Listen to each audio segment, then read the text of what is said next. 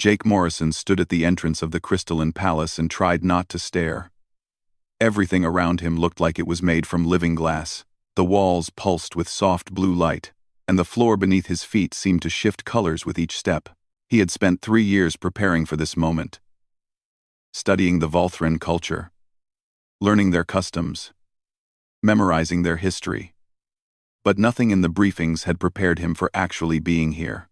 "Stay close," Ambassador Lisa Chen whispered beside him.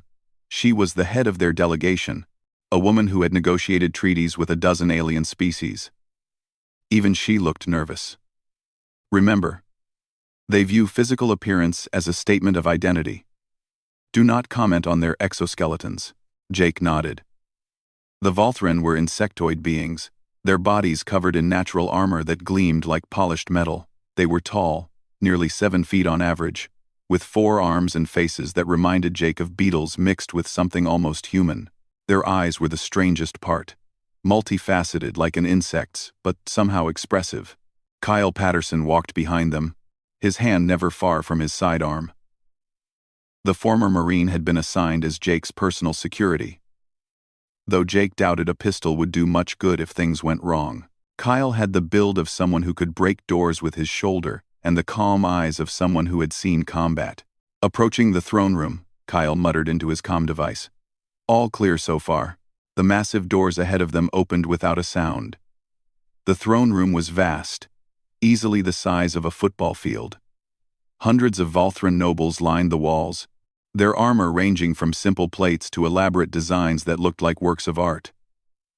At the far end, on a raised platform of crystal that seemed to grow from the floor itself, sat Queen Sirathi. Jake had seen pictures, but they did not do her justice. She was ancient by Volthran standards, over 400 years old, and her armor had turned a deep amber color that seemed to glow from within. A crown of crystalline spikes rose from her head, not placed there but grown as part of her biology. She radiated authority in a way that made Jake want to bow, even though protocol said he should wait. "The humans approach," announced a Volthran noble with armor, the color of storm clouds, Ambassador Lisa Chen of Earth, and her delegation. Lisa stepped forward and performed the formal greeting they had practiced 100 times. Jake and Kyle followed her lead. The Queen watched them with those strange eyes, her mandibles clicking softly in what might have been curiosity or amusement. "Welcome to Volthran Prime," Queen Sirathi said. Her voice came through the translation device in Jake's ear, but he could hear the original sounds underneath, like wind chimes mixed with the scrape of metal. "We have waited long to meet humanity face to face. Your persistence in seeking this audience has been noted. We are honored by your invitation, Your Majesty," Lisa replied. "Humanity hopes to establish lasting friendship with the Volthran Empire." The Queen tilted her head, a gesture that seemed universal across species. "Friendship. An interesting word. Tell me, Ambassador, why should the Volthran Empire befriend a species that walks through the galaxy wearing nothing?" The throne room fell silent. Jake saw Lisa stiffen beside him. "This was not in the briefing materials." "I apologize, Your Majesty," Lisa said carefully. "I do not understand the question." Queen Sirathi rose from her throne and descended the platform. As she moved closer, Jake realized just how imposing she was. Her 4 arms moved with perfect grace, and her armor caught the light in ways that made it seem alive. "You stand before us covered only in fabric," the Queen said, gesturing at Lisa's formal suit. "No natural defenses. No plating. No shells or scales or chitin. How did your species survive your homeworld? How did you become the apex of your planet's food chain?" Jake understood now. The Volthran were biologically armored. To them, armor was not something you wore. It was something you were. They were looking at humans the way humans might look at a creature without skin. "Your Majesty," Jake spoke up before Lisa could respond. Both she and the Queen turned to look at him. "May I answer?" Lisa gave him a tiny nod. Jake stepped forward, his heart pounding but his voice steady. "We survived because we did not need armor," he said. "We adapted. We learned. We created tools and weapons and strategies. Our vulnerability made us clever. It made us cooperative. It made us dangerous in ways that natural armor never could. The Queen's mandibles clicked rapidly. Around the throne room, Volthran nobles whispered to each other. Jake could not tell if he had impressed them or insulted them. Bold words from one so soft, the Queen said. She reached out with one of her hands and tapped Jake's chest with a claw. It was gentle, but Jake could feel the strength behind it. This flesh would tear so easily. These bones would break under pressure. Yet you claim this weakness is strength? Not weakness, Your Majesty, Jake replied. Different. Humans became apex predators on one of the most dangerous worlds in known space. We did it without armor, without venom, without natural weapons. We did it with our minds. Earth is classified as a death world, Kyle added from behind them. Gravity, 0.98 standard. Extreme temperature variations. Megafauna predators. Bacterial diseases that evolve faster than most species can track. Humans did not just survive Earth. We conquered it. Queen Sarathi studied Jake for a long moment. Then she made a sound that the translator could not interpret. Though it felt like laughter. Fascinating, she said. You speak of adaptation and intelligence. But can such things truly replace the security of armor? Can thought alone protect you when an enemy strikes? With respect, Your Majesty, Jake said. I believe it can. The Queen's eyes glittered. Would you care to demonstrate this belief? Jake felt Lisa's hand grip his arm in warning, but he ignored it. Something in the Queen's tone told him this was important. This was why all the other diplomatic missions had failed. The Volthran did not respect words alone. They needed proof. I would be honored, Jake said. The Queen's mandibles spread in what might have been a smile. Come then, human Jake Morrison. Let me show you something no off-worlder has ever been permitted to see. If you survive the viewing, perhaps we will talk more about treaties and friendship. She turned and walked toward a door that Jake had not noticed before.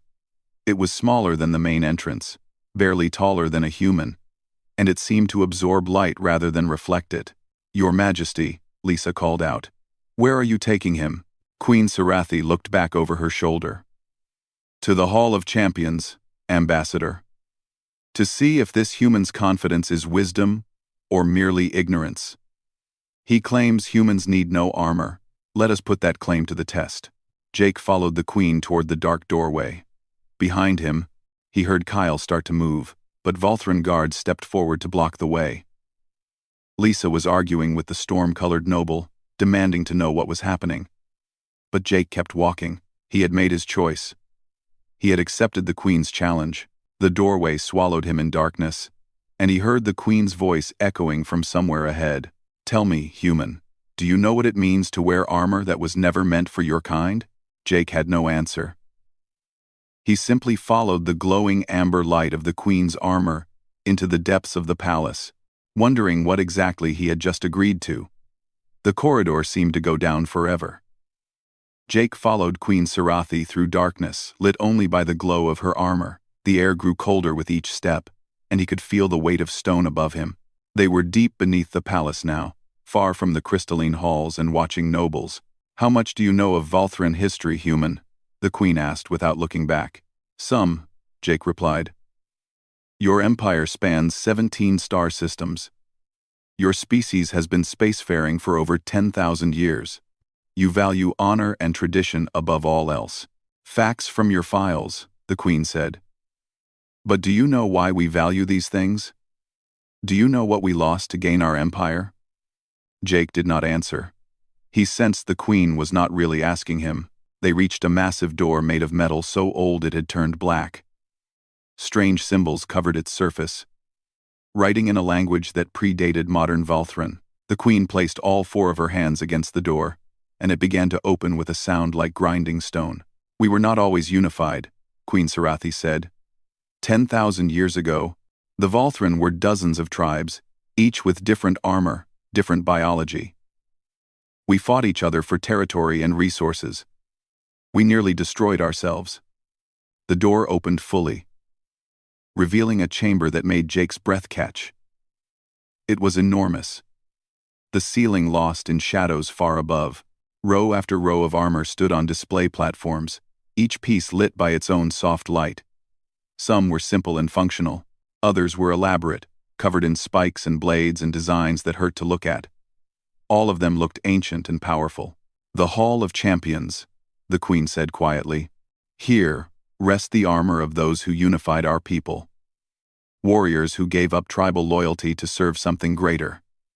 Most of these suits are over 8,000 years old." Jake walked between the rows, feeling like he was in a museum dedicated to warriors and gods. Each piece of armor seemed to watch him as he passed. Some were massive, built for Volthran twice the size of any he had seen upstairs. Others were sleek and small, designed for speed rather than strength. "Your Majesty," Jake said slowly, "this is incredible. But I do not understand what it has to do with me, with humans." Queen Sarathi stopped before a platform at the center of the hall. The armor displayed here was different from all the others. It was smaller, more proportioned to something closer to human size. Though still taller than Jake, the metal was a deep silver that seemed to shift between solid and liquid. Strange patterns covered its surface, geometric designs that seemed to move when Jake was not looking directly at them. "This is the Sentinel armor," the Queen said. Her voice held something Jake had not heard before. Reverence. Maybe even fear. Created by the first defenders when our people were young. It was designed to protect the royal line, to crown a warrior as the Queen's personal guardian. "Crown?" Jake asked. "The armor chooses its wearer," the Queen explained. "When it accepts someone, it marks them. A holographic crown appears above their head, visible to all Volthran.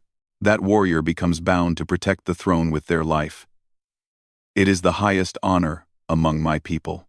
Jake looked at the armor more closely. It stood empty on its platform, arms at its sides, faceless helmet staring forward. But despite being inactive, it seemed alert, waiting. "When was it last worn?" Jake asked. 3,000 years ago, the Queen said. "The warrior's name was Kethral.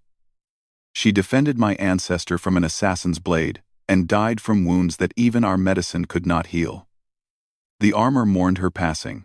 Since that day, it has rejected every candidate who has tried to wear it." "Every candidate?" Jake repeated. "Hundreds," the Queen confirmed. "Our greatest warriors. Champions from across the Empire. The armor scans them and finds them wanting. It remains empty, a reminder of a standard we can no longer meet." Jake frowned. "Your Majesty, I still do not understand what this has to do with me." Queen Sarathi turned to face him fully. In the dim light of the hall, her amber armor seemed to glow brighter. "You claimed that humans need no armor because you have intelligence and adaptability. I want to test that claim. I want you to try wearing the Sentinel armor." Jake stared at her. "What? You said your vulnerability made you strong," the Queen continued. "Prove it. Let the armor judge you. If it rejects you, as it has rejected all others, then we will know that humans are simply unarmored children playing at being warriors. But if it accepts you, even partially, then perhaps there is truth to your words." "Your Majesty," Jake said carefully, "I am not a warrior. I am a diplomat. I have never worn armor in my life." "Exactly," the Queen said. "Which makes you perfect for this test. The armor was designed to bond with Volthran biology, to interface with our neural structure. It should be completely incompatible with human physiology. It should reject you instantly. But if your species truly is as adaptable as you claim, if your minds are truly your greatest weapon, then perhaps something interesting will happen." Jake looked at the armor again. It was beautiful in a dangerous way, like a sword or a storm. He thought about refusing. This was insane. Alien technology designed for a completely different biology, untested on humans. Probably dangerous even if it worked. But he thought about Lisa upstairs, trying to negotiate with nobles who saw humans as naked and weak. He thought about all the failed diplomatic missions before his. He thought about the future humanity needed. allies among the stars instead of isolation. If I do this, Jake said, and if I survive, will you hear our treaty proposal with an open mind? The Queen's mandibles clicked. If you do this, and if anything at all happens beyond immediate rejection, I will grant humanity a formal alliance. You have my word as Queen. Jake took a deep breath. Then I accept. Good, Queen Sarathi said. She reached out and touched a control panel beside the platform. The armor's platform began to descend, bringing the suit down to floor level. I should warn you. The bonding process is painful even for Volthran. For a human, it may be unbearable. The armor will attempt to interface with your nervous system. It will scan your mind and body. If it decides you are unworthy, it will simply release you. But if it attempts to bond and your biology is incompatible, the neural feedback could cause permanent damage. You could have mentioned that before, I agreed, Jake muttered. Would it have changed your answer? Jake thought about it. No. Then there was no need, the Queen said simply. The platform stopped moving. The armor stood before Jake, maybe 8 feet tall, its blank faceplate level with his eyes. Up close, he could see that the metal was not metal at all. It was something organic, something that had once been alive or maybe still was in some way he could not understand. How do I put it on? Jake asked. You do not, the Queen said. If the armor chooses to test you. Jake stood in front of the armor and waited. Nothing happened. He felt foolish, standing before an empty suit in a tomb beneath an alien palace. Maybe this was the Queen's way of teaching him humility. Maybe she would let him stand here for an hour before telling him the test was over. Then the armor moved. It was subtle at first, just a slight shift in the metal's surface. Then the patterns began to flow, swirling like water. The armor's hands lifted slowly from its sides. The faceplate split down the middle, opening like a mouth. Jake's instinct was to run, but he forced himself to stay still. The armor took a step forward, and then another. It was moving like something waking from a very long sleep. Queen Sarathi made a sound of shock. It has not moved in 3,000 years, not since Kethril died. What are you, human? Jake did not have an answer. The armor reached him and paused. He could feel something scanning him, invisible energy washing over his skin. It felt like being examined under a microscope. Every cell analyzed, every thought weighed. Then the armor reached out with one metal hand and gently touched Jake's chest, right over his heart. The touch was cold. Then it was warm. Then it began to burn. It is choosing, the Queen whispered. By the ancestors, it is actually choosing. Pain exploded through Jake's chest. It felt like fire and ice at the same time, spreading from where the armor touched him through his entire body. He tried to pull away, but could not move. The armor's hand held him in place with gentle, unyielding strength. What is happening? Jake managed to gasp out. It is scanning you, Queen Sarathi said. She sounded amazed and frightened at the same time. Trying to understand your biology. Jake Morrison. If this becomes too much, you must tell me. I will order it to stop, but Jake could not speak anymore. The armor's other hands were moving now, touching his arms, his back, his head. Each touch brought new waves of sensation. Not just pain. Information. Data flooding into his mind. Faster than he could process. The armor began to unfold. Pieces separated and flowed like liquid metal around Jake's body. It moved up his legs, wrapped around his torso, spread across his shoulders. He felt it touching his skin through his clothes. Warm, and cold, and alive. The sensation was overwhelming, invasive, like being examined from the inside out. Jake's vision blurred. For a moment, he was not in the Hall of Champions anymore. He was somewhere else, seeing through someone else's eyes. He was in a battle. Volthran warriors fought around him, their armor damaged and broken. An enemy he could not identify pressed forward with superior numbers. He felt determination, fierce and burning. The Queen must be protected. That was all that mattered. He charged forward, knowing he would not survive, knowing it did not matter as long as she lived. The vision shifted. Now he was in a throne room, kneeling before a queen whose armor was different but whose presence felt the same. She placed her hands on his shoulders and spoke words he could not understand. Pride filled his chest. He had been chosen. He would serve until death. Another shift. A training yard. Younger Volthran learning to fight. He was teaching them, showing them how to protect rather than conquer. The armor moved with his thoughts. An extension of his will. They were one being, warrior and armor, inseparable. The visions came faster now. Hundreds of memories that were not his. Thousands of battles, ceremonies, quiet moments of guard duty. All from the armor's previous wearers, warriors who had given everything to protect the throne. And then, something changed. The armor stopped showing him memories. It started analyzing him. Jake felt it, examining his neural structure, the way his brain was wired. It probed his memories, his instincts, his reflexes.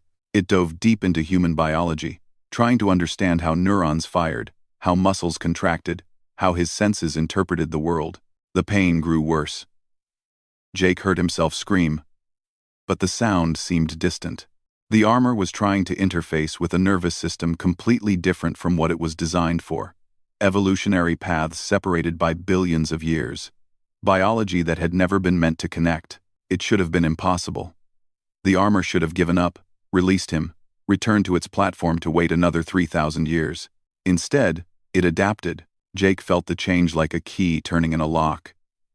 The armor's nanomachines, or whatever passed for them in Volthran technology, began to reshape themselves. They studied the electrical impulses in his human nerves and learned to read them. They analyzed the chemical signals in his brain and found patterns they could understand. The armor had never done this before. In 10,000 years of existence, it had only ever bonded with Volthran biology. But now, faced with something completely alien, it did what its creators had designed it to do at the most fundamental level. It adapted. Impossible, Queen Sirathi breathed. It is changing. The armor is modifying its own structure. Jake felt the armor settle around his body. It was not just covering him anymore. It was becoming part of him. He could feel it like he felt his own skin, aware of every surface, every edge, every weapon system that was now at his command. The helmet closed around his head last. For a moment, Jake panicked as darkness surrounded him. Then displays lit up inside the helmet, showing him the hall in perfect clarity. Better than perfect. He could see heat signatures, electromagnetic fields, structural weak points in the walls. Information flooded his vision, but somehow his brain processed it all without effort. He could feel the armor's power humming through his body. Strength beyond anything human. Speed that would let him move like lightning. Weapons integrated into every surface. But more than that, he felt something else. A presence. The armor was not just a tool. It was aware, in its own strange way, and it was judging him. Through the neural link, Jake felt the armor examining his character. Not his skills or his strength, but his core values. It looked at his memories of joining the diplomatic corps because he believed in building bridges instead of walls. It saw the time he had refused a promotion because it meant leaving his team behind. It found moments of fear overcome, of duty chosen over safety, of protection offered even at personal cost. The armor found something it recognized, something that resonated with the memories of all its previous wearers. The quality that made a protector, that separated a warrior from a guardian, compassion backed by steel. The will to stand between danger and the innocent. The strength to fight, not for glory, but for duty. Jake Morrison was human, alien in every possible way to Volthran biology and culture. But in the ways that mattered to the armor, in the core of who he was, it found someone worthy. The armor made its decision. Light exploded from Jake's body. Pure white energy that lit up the entire hall like a sun had been born in its depths. Queen Sirathi shielded her eyes. Ancient armor on distant platforms began to glow in response, activating for the first time in millennia, acknowledging the presence of something they had not felt in ages. When the light faded, Jake stood transformed. The armor had fully bonded with him, reshaped to fit his human frame. It gleamed silver and white, the patterns on its surface now moving in rhythm with his heartbeat. And above his head, visible to anyone with Volthran biology, floated a crown of crystallized light, the mark of a chosen protector. Queen Sarathi stared at him in shock. Her mandibles clicked rapidly, the sound echoing in the sudden silence of the hall. "You are crowned," she whispered. "The armor has marked you as protector of the royal line. In 10,000 years, only 20 warriors have received this honor. And you are the first who is not Volthran." Jake tried to speak, but his voice came out strange, amplified by the armor's systems. He focused, and the armor responded to his intent, lowering the volume. "I do not understand," Jake said. "Why me? I am not a warrior. I have never even fired a gun in anger." "Because those things do not matter to the armor," the queen replied. She approached him slowly, as if afraid he might vanish if she moved too quickly. "It does not choose fighters, it chooses protectors. It looks for those who will stand between danger and the innocent, who will sacrifice everything if needed, who understand that true strength is used in service to others." She reached up and touched the armor on his chest, the same place where it had first made contact. "The armor remembers every warrior who wore it. Every one of them gave their life protecting the throne, and in you, it sees that same quality, that same willingness to give everything for those you protect." "But I barely know you," Jake protested. "I just met you today, yet you followed me into darkness without knowing what awaited," the queen said. "You agreed to put on armor that might kill you for the chance to help your people. You were afraid. I could smell it on you. But you did not let fear stop you. That is what the armor saw. That is what it chose." Jake looked down at his hands, now covered in silver armor. He flexed his fingers, and the armor moved like a second skin. He could feel its power, ready to respond to his thoughts. He could access its weapon systems, though he had no idea how to use them. He could sense the presence of every previous wearer, their experience and knowledge stored somewhere in the armor's ancient memory. "What happens now?" Jake asked. Before the queen could answer, alarms began to blare throughout the palace. Loud, urgent, the kind of sound that meant serious danger. Through the armor's enhanced hearing, Jake could pick up explosions from somewhere above them. Screams, the sound of weapons fire. Queen Sarathi's entire body went rigid. She turned toward the entrance to the hall, and Jake saw fear in her multifaceted eyes for the first time. "We are under attack," she said. "Someone has chosen this moment to move against me." More explosions echoed through the stone. "Closer now," Jake heard shouting in the Volthran language, orders being barked, the sound of armored bodies running.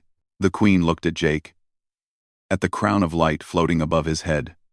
It seems the armor's timing was perfect. "Tell me, human protector, are you ready to prove your worth so soon?" Jake felt the armor respond to his rising adrenaline, systems activating that he barely understood. Somewhere in his mind, he felt the memories of previous wearers stirring, ready to teach him what he needed to know. "I will do my best," he said. "Then come," Queen Sarathi commanded, turning toward the exit. "Let us see if a human can truly be what the armor believes you are." Jake ran through the dark corridors behind Queen Sarathi. The armor made him faster than he had ever been in his life. His legs moved with power that should have been impossible, eating up distance with each stride. The armor's weight should have slowed him down, but instead, it felt like it was carrying him forward. "Who is attacking?" Jake shouted over the sound of the alarms. "Lord Cravath," the queen replied without slowing. "He leads a faction that believes I have grown weak.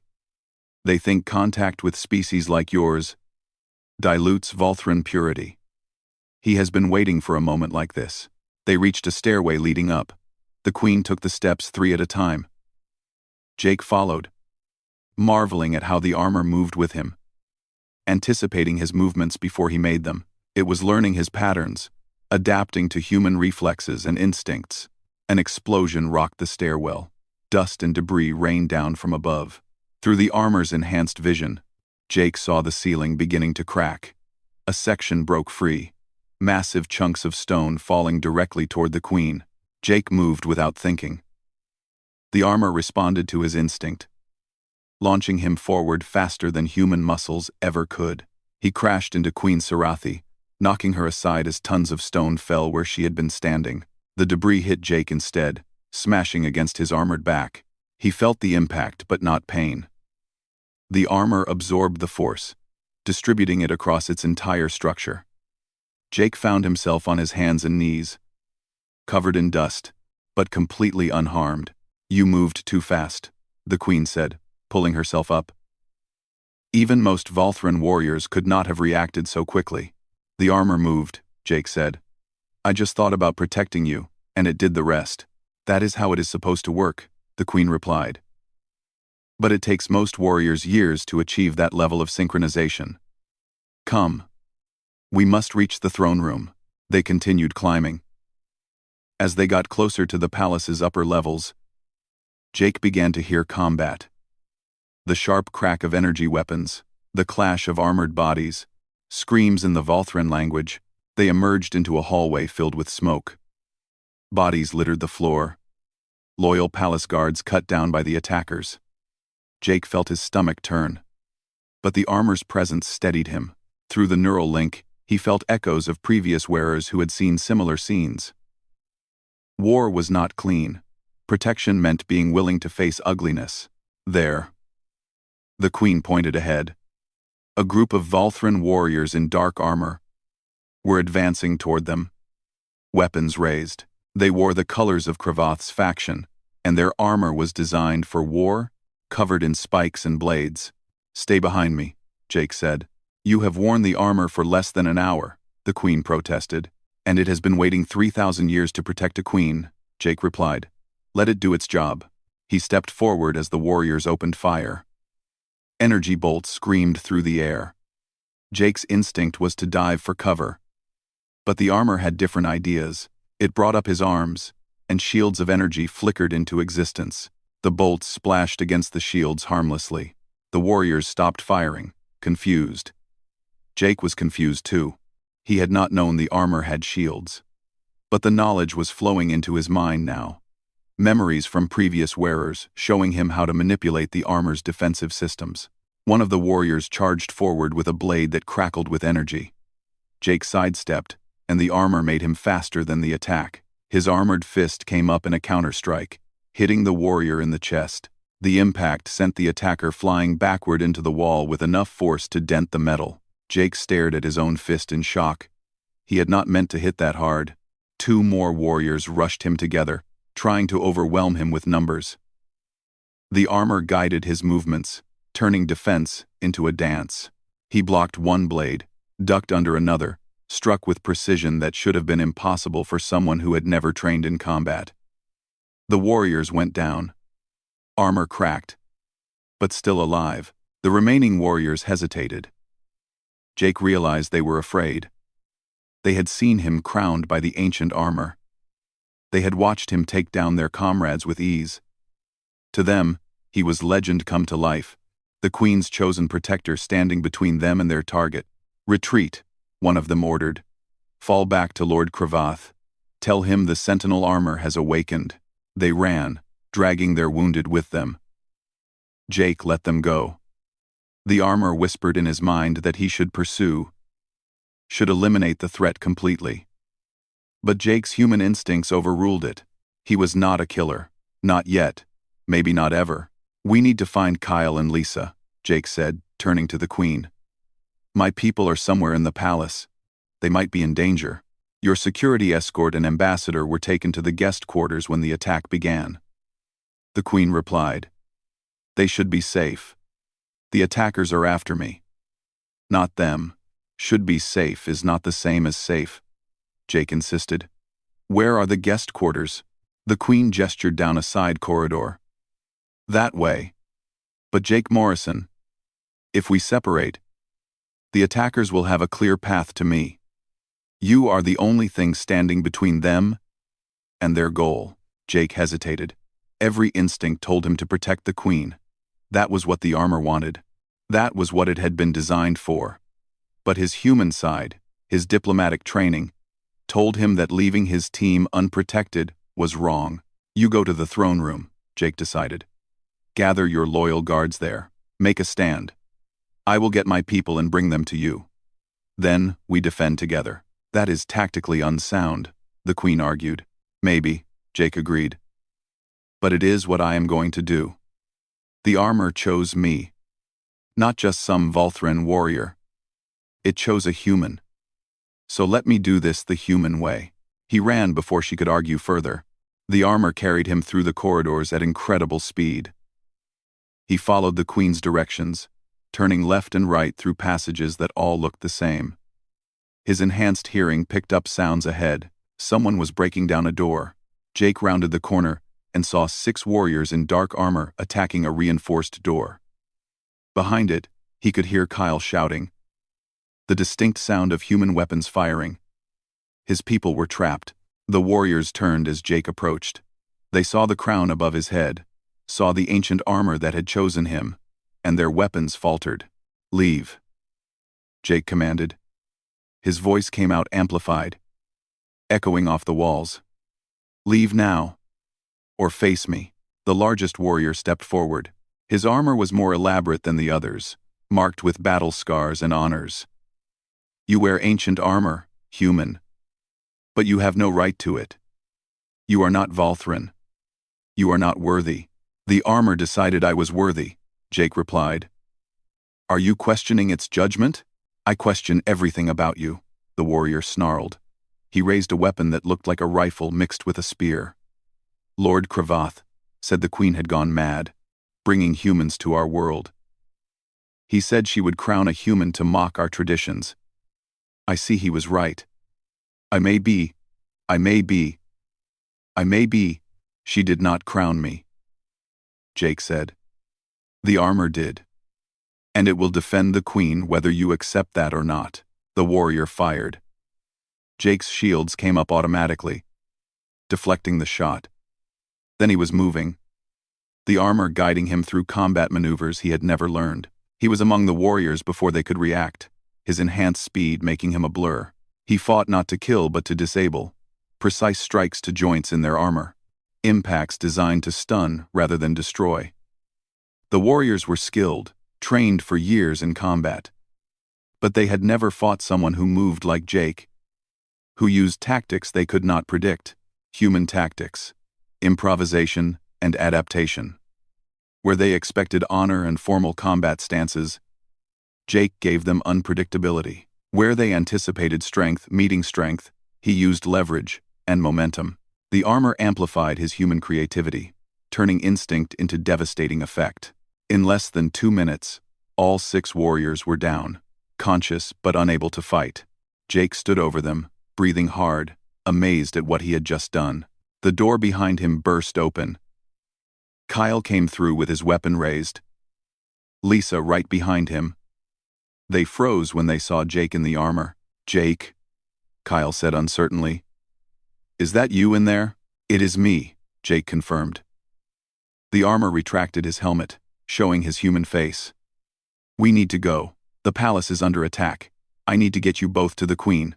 What is going on? Lisa demanded. What is that armor? What happened down there? Long story, Jake said. Short version. The armor is ancient. It chose me, and now I am apparently the Queen's protector. Also, we are in the middle of a coup. Questions later. Moving now, Kyle looked at the downed warriors. Did you do that?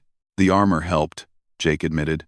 That is the understatement of the century, Kyle muttered. But he followed as Jake turned back toward the throne room. They ran through the palace together. Jake led the way, the armor's sensors showing him the safest path. They encountered 2 more groups of attackers. Both times, the warriors backed down when they saw Jake's crown. Word was spreading fast. The sentinel armor had awakened. The Queen had a protector again. They burst into the throne room to find Queen Sarathi surrounded by a dozen loyal guards. She looked relieved when she saw Jake. You came back, she said. I said I would, Jake replied. He positioned himself between the Queen and the throne room's main entrance. Kyle moved to join him, weapon ready. Lisa stood with the Queen, her diplomatic mind already working on how to resolve this without more bloodshed. The massive doors exploded inward. A figure walked through the smoke and debris, and Jake knew immediately this had to be Lord Kraveth. He was larger than any Valthran Jake had seen. His armor dark as night, and covered in decorations that spoke of countless battles. 4 curved blades rose from his back like wings, and his helmet was shaped like a predator's skull. Behind him came at least 30 warriors, all armed and armored for war. The loyal guards tensed, but they were outnumbered, 3-1. Sirathi, Kravath's voice boomed across the throne room. Your madness ends today. You have brought shame to our people by inviting these soft creatures to our world, and now, I see you have truly lost your mind. You have given the sentinel armor to a human. The armor chose him, Queen Sirathi replied calmly, as it has chosen all who wear it. You know the law, Kravath. The armor's judgment is absolute. The armor is old and broken, Kravath spat.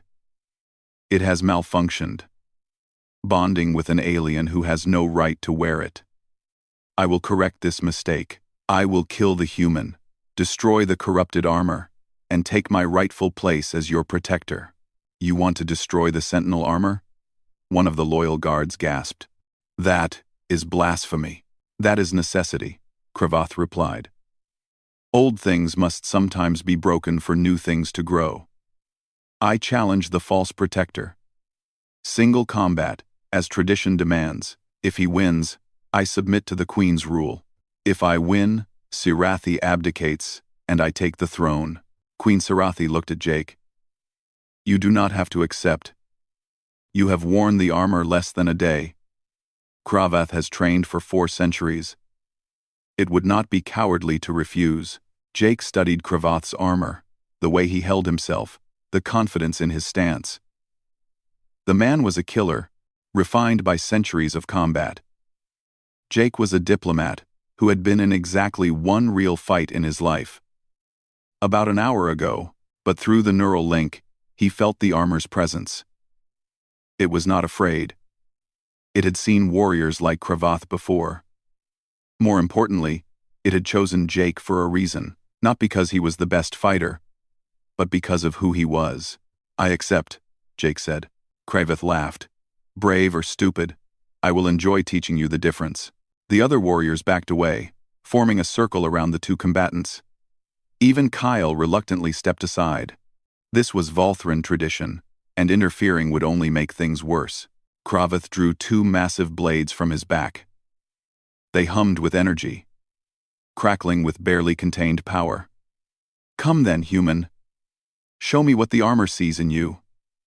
Jake did not have weapons drawn. He was not even sure how to activate the armor's weapon systems properly. But he stepped forward, trusting the armor to guide him. Kraveth attacked with speed that seemed impossible for something his size. The blades came at Jake from 2 directions at once. Jake's shield snapped up, deflecting one blade. He rolled under the other, the armor moving him with precision. But Kraveth had centuries of experience. He anticipated the roll, his foot coming around in a kick that caught Jake in the side. Even through the armor, Jake felt the impact. He flew across the room and crashed into a pillar hard enough to crack the stone. Is that all? Kravath mocked. The legendary protector falls to a single kick? Jake pushed himself up. That had hurt. Through the armor's sensors, he could see that Kravath was stronger, faster, more skilled. Every advantage was on the Valthran Lord's side, except one. Kravath fought like a Valthran, with formal stances and traditional techniques refined over centuries. His moves were perfect, practiced, predictable. Jake had no technique. He had no training. He had human instinct and the armor's guidance. And that meant he was unpredictable. Jake charged, but not directly. He grabbed a piece of debris from the broken door and threw it. Kravath batted it aside with contempt, but it made him look away for a split second, and Jake used that moment to close the distance from an unexpected angle. His fist connected with Kravath's chest. The armor amplified the blow, and Kravath stumbled back a step.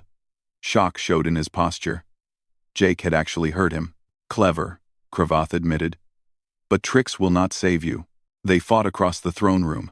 Cravath was the better fighter, his centuries of experience showing in every move. He landed blow after blow, denting Jake's armor, driving him back, but Jake refused to fall. Every time Cravath expected a traditional response, Jake gave him something else. He used the environment, throwing furniture, swinging from pillars, sliding across the polished floor. He fought dirty, targeting joints and sensors rather than armored plates. He adapted constantly, never using the same tactic twice. The armor learned from every exchange. It analyzed Cravath's patterns, predicted his moves, and guided Jake's responses. And slowly, incredibly, Jake began to hold his own. Cravath's attacks grew more frustrated. "Stand still and fight like a warrior." "I am not a warrior," Jake replied, ducking under a wild swing. "I am a protector. And I will protect my queen with whatever works." He saw his opening. Cravath overextended on a thrust, his perfect form betrayed by growing anger. Jake stepped inside his guard, too close for the long blades to be effective. His armored hands grabbed Cravath's wrists. For a moment, they stood locked together. Strength against strength. Cravath was stronger. But Jake had leverage. And he had something else. He had the armor's full cooperation, while Cravath's armor was just a tool he wore. Jake twisted, using human wrestling techniques no Volthran had ever seen. He used Cravath's own momentum against him, turning the larger warrior's strength into a weakness. With a final heave, he threw Cravath to the ground. Jake's armored hand came down on Cravath's throat, not choking but pinning. Weapons materialized from his armor for the first time. Energy blades extending from his forearms, positioned at killing angles. "Yield," Jake commanded. Cravath struggled, but he could not break free. The throne room was silent. Everyone watched, unable to believe what they were seeing. A human who had worn the armor for less than a day had defeated their greatest warrior. "Kill me," Cravath demanded. "It is your right. I have lost. End it." Jake looked at Queen Sarathi. She nodded. By Volthran tradition, the victor in single combat had the right to execute the defeated. It was expected. It was honorable. Jake retracted his blades. "No," he said. Cravath stared up at him in confusion. "What?" "I am not going to kill you," Jake said. He stepped back, releasing his hold. "Stand up." Cravath rose slowly, suspicion in every movement. "Why?" "I tried to kill you. I tried to overthrow your queen. By our laws, I should die." "By your laws, maybe," Jake replied. "But I am human, and humans believe in second chances. You fought because you thought you were protecting Volthran culture. You were wrong, but your intent was not evil. So I am offering you a choice. Accept the Queen's rule. Accept that humans can be allies instead of threats, and live. Or keep fighting, and next time, I might not be so generous." The throne room erupted in shocked conversation. Volthran nobles whispered to each other, unable to comprehend what they had just witnessed. Even Queen Sarathi looked surprised. Cravath knelt. It was a slow movement, as if every inch cost him pride. But he lowered his head before Jake and then turned to face the queen. "I yield," he said formally. "To the human protector who defeated me. And to Queen Sarathi, whose rule I acknowledge. I was wrong. Any species that can produce a warrior like this one deserves respect, not fear." His followers knelt as well, one by one. The rebellion ended not with more bloodshed but with understanding born from combat. Queen Sarathi approached Jake. She reached up and touched the crown of light above his head. "You defeated my enemy and showed him mercy. You proved that strength without cruelty is possible. The armor chose well." "Jake Morrison, of Earth." Lisa stepped forward, her diplomatic training taking over. "Your Majesty, given recent events, perhaps we should discuss the terms of our alliance?" "Ambassador Chen," the Queen replied with what might have been amusement. "I believe recent events have demonstrated that humanity has already earned that alliance. Lord Cravath, you led this attack because you feared human influence would weaken us. What say you now? Cravath rose from his knees. He looked at Jake, at the armor that had chosen a human over countless Volthran candidates. I say that I was a fool. The armor has not malfunctioned. It has evolved. And perhaps we must do the same. The Queen turned to address the entire throne room. Let it be known throughout the Empire. Humanity has proven themselves worthy of alliance. Their representative has been crowned as my protector, chosen by the Sentinel armor itself. Any who doubt humanity's place among the stars need only look at Jake Morrison and understand that worthiness comes in many forms. Jake felt the weight of all those eyes on him. The crown above his head glowed brighter, visible to every Volthran present. He was not a warrior. He was not a hero. He was just a diplomat who had agreed to try on some armor, but now he was something more. A bridge between species. A symbol of what cooperation could achieve. And for the next year, a protector of a queen on an alien world far from home. Your Majesty, Jake said, I have one condition for staying as your protector. Name it, the Queen replied. Kyle stays with me as my second, and Lisa gets full diplomatic access to continue negotiations. If I am going to be a protector, I am going to make sure the alliance I am protecting is real and lasting. Queen Sarathi's mandibles spread in what was definitely a smile. Agreed. Though I suspect, Jake Morrison, that you will find being my protector is more complicated than you imagine. Probably, Jake admitted. But that seems to be how my day is going. Kyle walked up beside him and clapped him on the armored shoulder. Never thought I would see the day when a diplomat became an alien knight. You are going to have so much paperwork to file when this is over. Jake laughed. The sound echoed strangely through the armor, but it felt good. He had come to an alien world to negotiate a treaty. He was leaving as a crowned protector, bound to a queen for a year, wearing armor that had waited 3,000 years to wake up. But humanity had its alliance.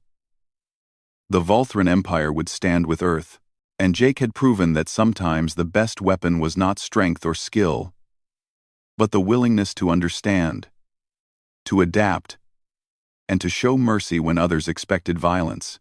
The armor pulsed against his skin, warm and alive. Through the neural link, he felt approval from all the previous wearers whose memories lived within it.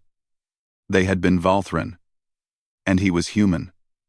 But in the ways that truly mattered, they were the same. They were protectors, and that was enough.